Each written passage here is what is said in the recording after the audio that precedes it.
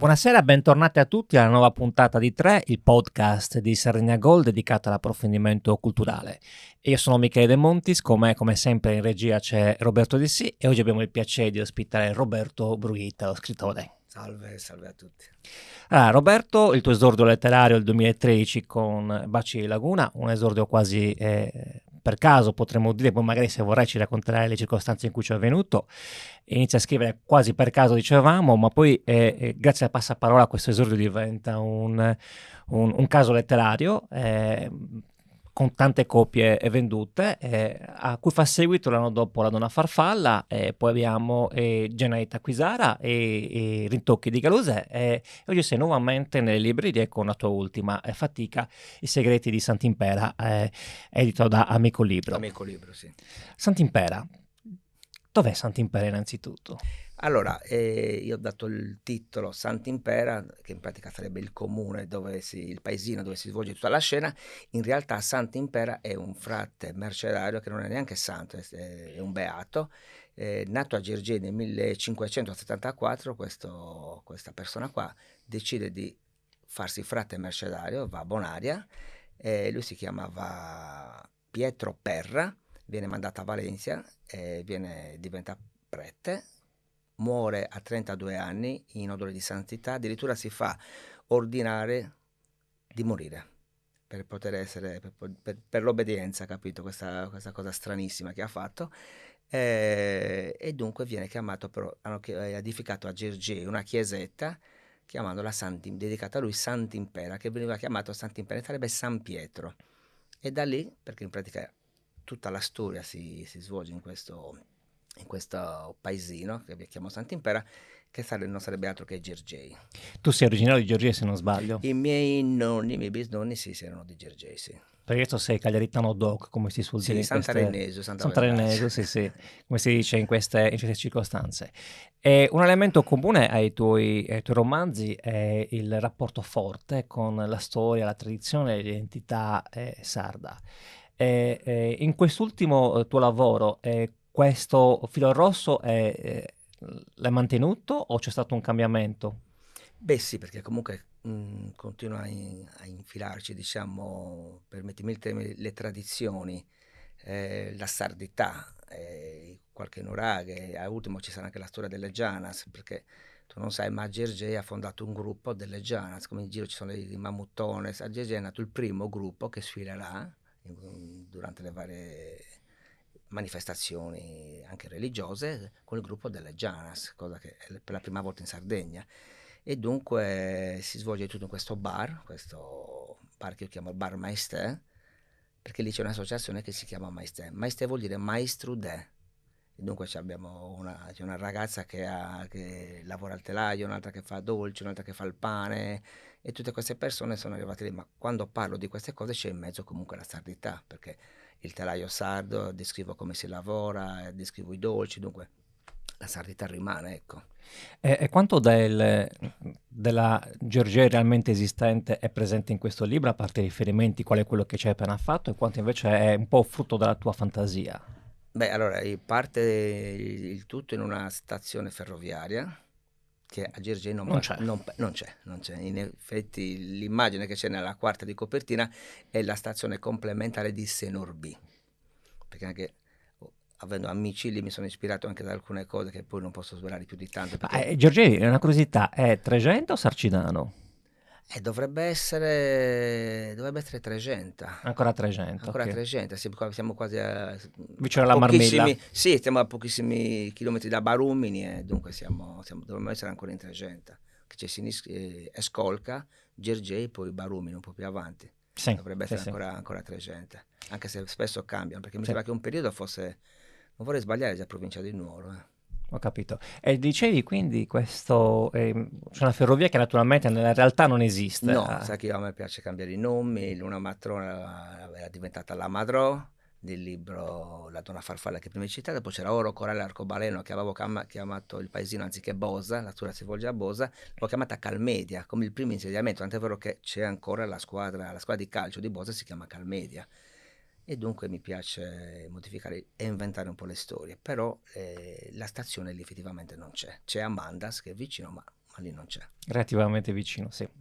Roberto, tu sei una persona che ama raccontare nei propri libri quello che scopre attraverso l'esperienza diretta. Oltre ad essere scrittore, sei anche, hai alle spalle una lunga e importante carriera di burattinaio che ti ha portato a girare per i teatri dell'isola per tanto tempo. Poi, come è noto, come ti conosco, come sono le persone che seguono la tua pagina, sei un grande amante del kayak, della canoa, ami fare speleologia, ti infili in Sì, pertugi sì. cunicoli ristrettissimi, ti arrampichi in montagna, insomma sei un scrittore un po' avventuriero come erano gli scrittori di una volta.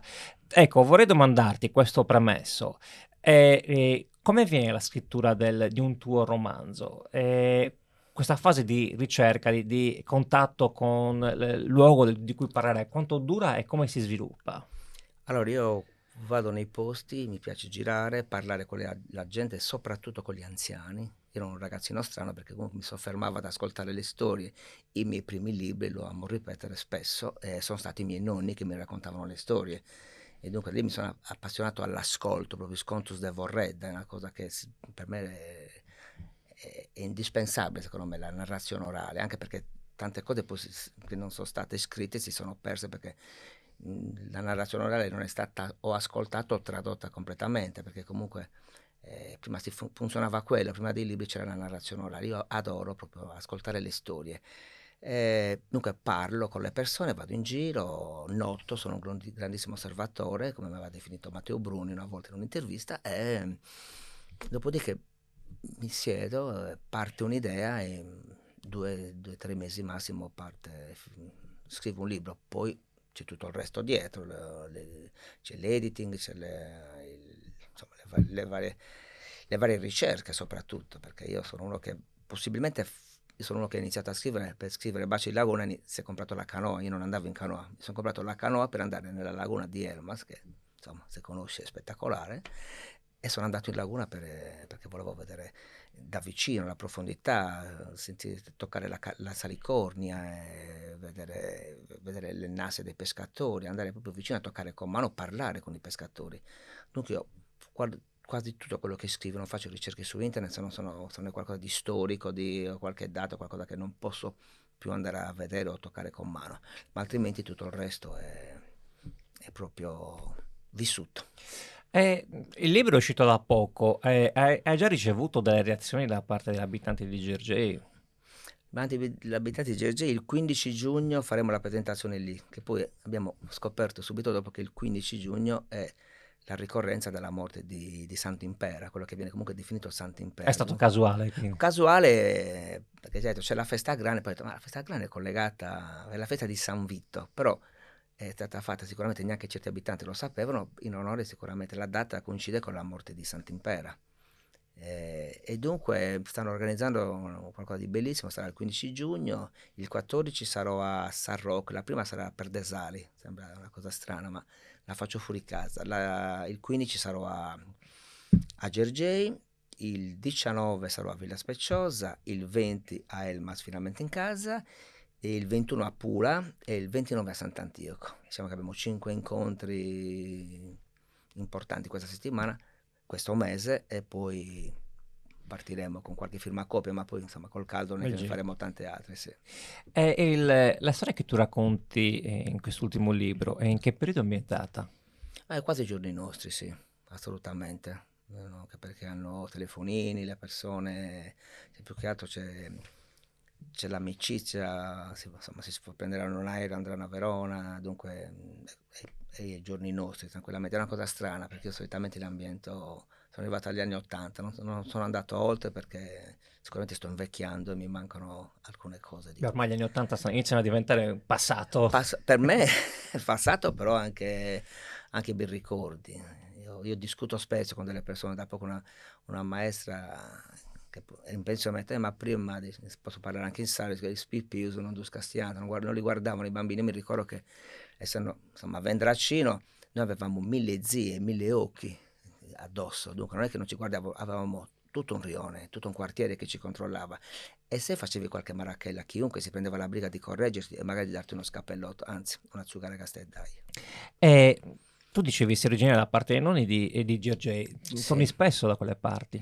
Ultimamente sì, c'è questa associazione che fa tante cose e loro fanno poi anche Savores Antigus, è bellissimo, anche perché lì è pieno di B&B realizzate con la pietra locale, hanno restaurato le case come una volta, dunque è molto, poi c'è il silenzio, cosa che ormai è sempre più difficile trovare. Tra l'altro, correggimi se sbaglio, tutta quella zona lì, dico, il Sarcidano, la Trecenta è una zona meravigliosa, Sì. non ancora battuta dal turismo di massa che Poca. regala ancora delle emozioni ai visitatori. Assolutamente, perché la maggior parte va più verso le coste, però lo stesso Sardo andava più verso le coste prima, adesso stiamo andando, io mi ricordo quando ero ragazzino, dai paesini venivano a Cagliari perché c'era il via Manno con i saldi, c'era il mare, c'era il cavalluccio marino, i giochi, adesso la domenica facciamo il contrario, il cagliaritano scappa, se ne va a vedere i nuraghi, cosa che fino a magari 30 anni fa, ma al massimo Barumense va a cercarne altri, va a vedere Vedi, dei a me giganti. capita spesso, magari parlando con qualche amico non sardo, e mi chiede suggerimenti su dove andare, dico, tutti vogliono andare, che ne so, ad Orgosolo, per carità, voglio dire, sì. Sì, sì, sì. Avrà il suo fascino, ma insomma, perché fare tutti quei chilometri di macchina quando a 40 minuti da Cagliari hai la No, possibilità abbiamo. di vedere dei posti, a mio parere, più belli, ma insomma, questo è Sì, sì, ma hanno ancora un'opinione le personale. tradizioni, poi fa proprio i sapori, ecco, loro fanno sapori antichi, ma veramente il pane, adesso ho difficoltà, ho difficoltà anche a trovare pane buono. Sì, sì, sì. Quanto è durata la scrittura di questo? Penso un 2 mesi circa, 2 mesi, sì, sono veloci, ripeto, perché comunque sono una spugna, immagazzino Qual è tutto. stata la molla che ti ha spinto a scrivere questo romanzo? Mia madre. Tua madre. Nella foto che vedi in copertina c'è mia madre nel dondolo, seduta nel suo dondolo, curvata, anch'io sono mezzo gogo, lei proprio c'ha questa curvatura, e stava facendo il cruciverba. Io l'ho vista, mi è sembrato un bellissimo scatto fatto col cellulare, ha fatto lo scatto e un giorno mi è capitato tra le mani questa foto qui. Lei che faceva il cruciverba è andata a finire dentro il libro, dentro il racconto, Alba, mia madre, che la chiamo Alba la mistica, poi si scoprirà il perché. E da lì è partito tutto quello che avevo immagazzinato andando in giro per GG, gli amici, sono finiti tutti dentro. Hai fatto un bel mischione di... Sì, sì, sì, un bel minestrone che poi ho visto che sta comunque piacendo E perché qualcuno si è comunque. incavolato di essere finito là dentro? No, però quando ho visto, no, qualcuno non lo sa ancora perché GG stanno bloccando le persone, no? Perché sono lì, no, no, ma tu non lo devi ancora comprare perché devi vedere il giorno, anche perché poi comunque c'è qualche morte, c'è qualche. Poi che non tutti sono se stessi, quasi nessuno, a parte la ragazza che tesse, Eh, quella che fa i dolci, però. Possiamo dire che questo romanzo è un giallo, senza È andare... stato, io non sono un giallista, è stato definito un giallo, sì, perché ci sono dei vari capovolgimenti di fronte, dunque risulta comunque un giallo, anche se la copertina è color salmone. Però sì, viene definito un giallo e mi sono trovato più volte a fare anche con loro con l'arcobaleno a scrivere dei gialli senza volerlo, perché a me piace lasciare la sorpresa, capito? Oltre che mettere i vari semini con delle persone poi vanno a visitare il posto, la località che io descrivo, e questo è uno dei miei intenti. L'ho fatto con Bosa, l'ho fatto con Gena di Taquisara, la gente è andata sia a vedere la grotta di Taquisara, sia a visitare il castello di Acquafredda e la necropoli di Montessu, che sono tutte all'interno del libro e molta gente non la va, a parte il castello di Acquafredda da sotto, però molta gente a Montessu, una delle più belle necropoli che abbiamo, e nessuno ce n'è mai andato a Villa Peruccia. E nessuno ce n'è mai andato. E prima del 2013 avevi mai pensato di diventare uno scrittore? Assolutamente no, ho sempre fatto arte, facevo le maschere eh, in pelle, in cartapesta, che vedevamo a Venezia, nel quartiere di Castello, in piazza Carlo Alberto, poi ho restaurato le statue sacre, ho restaurato i burattini, da lì sono diventato burattinaio, ripeto, ho sempre fatto arte, mai assolutamente la scrittura. La scrittura. Poi è capitato un fatto brutto, una mia nipotina, Casale Monferrato, veniva portata dai genitori, i bambini venivano portati a scuola una volta a settimana e ripresi in piscina. Mia nipotina è stata portata in piscina, mia cugina è andata a prendere mia nipotina non si trovava perché era deceduta in 50 centimetri d'acqua, se ne erano dimenticati proprio tutti, insegnanti, istruttori, e da lì un dolore fortissimo, perché loro venivano col camper in campeggio, giravano qui in Sardegna un paio di mesi l'anno. Subito dopo un altro mio cugino Mauro di 31 anni a Torredda facendo pesca subacquea, prima di partire, era appena laureato, prima di partire aveva trovato lavoro, scusa, in Irlanda. Ha detto, vi faccio l'ultima immersione, e 2 giorni che lo stavamo cercando, lui era un fondale di 40 metri. Tutto questo mi aveva dato un grande malessere. Ho iniziato a scrivere un racconto dando i nomi dei protagonisti ai miei defunti, ai miei scomparsi. Secondo me è un modo per renderli immortali. 400 pagine così di getto. Ho inventato una storia a Baci di Laguna e basta, come al solito l'ho messo in un cassetto. Tanto che una mia amica che lo sapeva mi ha detto, guarda c'è un concorso, perché non partecipi? Erano 3 paginette, io 3 paginette. Io in 3 pagine io descrivo un volto di una ragazza, che ne so, un'emozione, puoi descrivere anche in 3 pagine, cosa sta provando una persona, ma iniziare una storia e poi concludere in 3 pagine mi sembra una cosa impossibile. Scrissi Il giocatolaio. Non vinsi nulla, neanche nessuna nomination, se non che poi la Tafros, la casa editrice di Olbia che gestiva questa antologia, mi chiamò e mi disse, signor Brughita, ci stanno chiedendo se lei ha scritto qualche altra cosa. Ho detto, guarda, no, anzi, sì, ne ho uno in un cassetto. Ho detto, ce lo manda per cortesia. E mandai Baci di Laguna e da lì sono partito e non mi sono più fermato. E da lì Baci di Laguna è diventato un caso letterario. Beh, 4.000 copie sono andate via come il pane, dovrei anche ristamparlo, però poi ho cambiato casa editrice, c'erano alcuni refusi che avevano fatto perché avevano fatto delle correzioni un po' veloci, però diciamo che... Ed è in programma di ristamparlo. Sì, sì, sì, sì, ci vuole un po' di tempo. Volevo domandarti, tu hai iniziato a scrivere, insomma, come una sorta di autoterapia, posso Uno definire così, sfogo, uno un sfogo, bellissimo sfogo, qualcosa che ti facesse stare bene. Ecco, la è scrittura servito. ha mantenuto quella funzione per te o è cambiato il tuo rapporto con Allora, la scrittura nel spesso e volentieri frattempo? mi chiedono cosa stai scrivendo ora, io dico nulla, e dopo mi chiedono perché, perché non ho nulla da dire. Non vivendo di scrittura, penso che pochissime persone, anche sardine, campino di scrittura, è abbastanza difficile. Io scrivo solo quando ho qualcosa da comunicare. Volevo comunicare questa storia di comunicare Gergeci, Nuraghe Piscu, ci sono le Giana, c'è la bellezza dell'insieme delle persone, c'è il fatto di criticare una persona per poi scoprire che la stavi accusando ingiustamente perché è tutt'altra cosa dietro, c'è tutt'altra cosa. E dunque, quando voglio comunicare qualcosa, io butto giù un libro e poi con la donna farfalla c'è un bambino autistico, c'è di mezzo la leucemia che non si percepisce, solo chi riesce a cogliere qualche semino magari dice, oh, ma magari ecco che.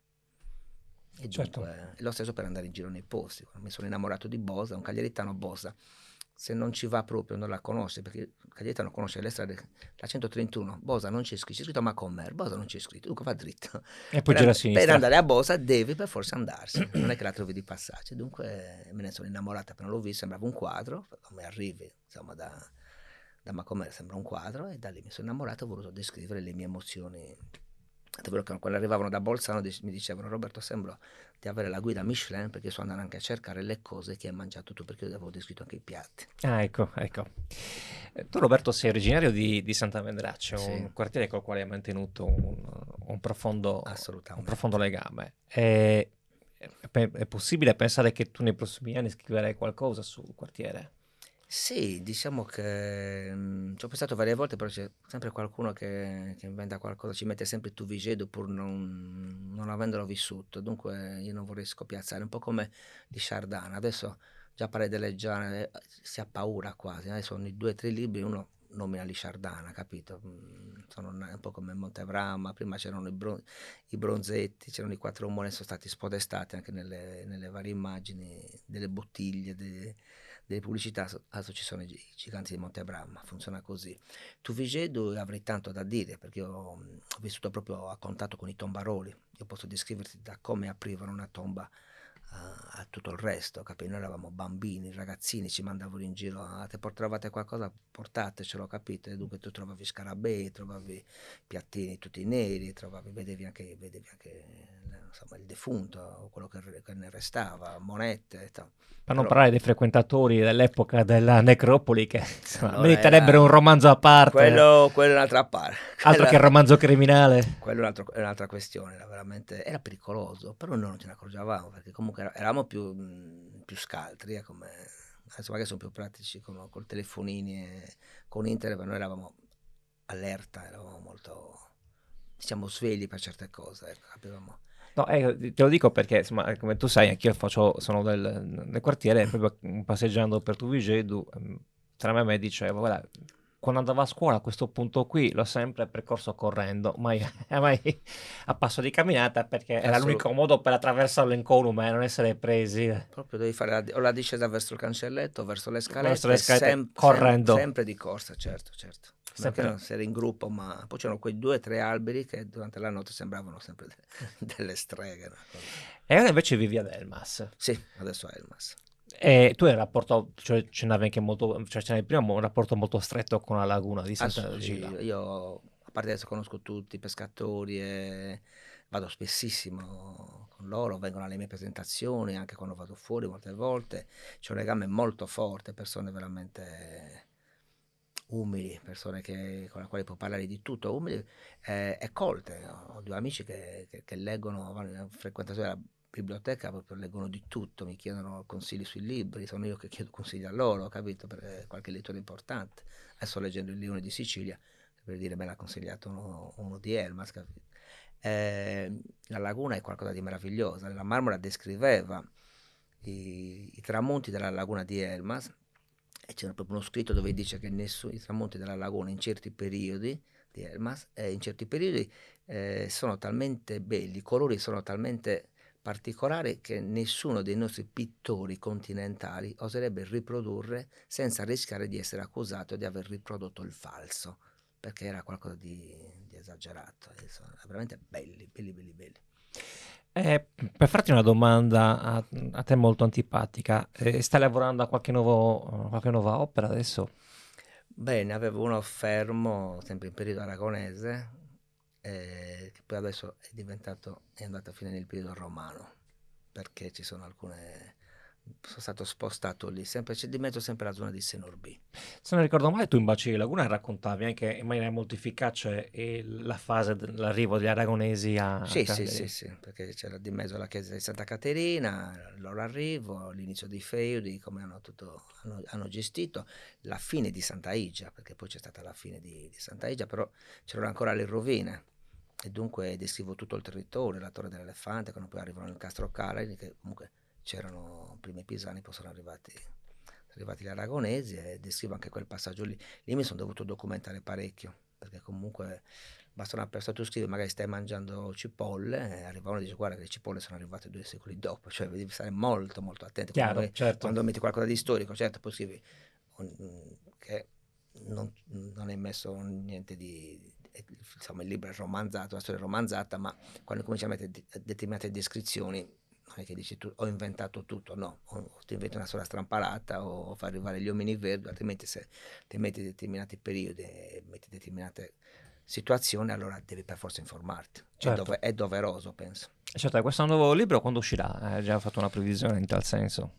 No, quell'altro, il prossimo, no, anche perché lì sai che lavoro anche per i libri per i ragazzi, dovrebbe uscire adesso qualcosa di patrocinato dalla Fondazione Sardegna, e vediamo un attimino, perché intanto io provo a farmi finanziare qualcosa, perché per poter arrivare a dare il libretto gratis agli studenti, agli alunni.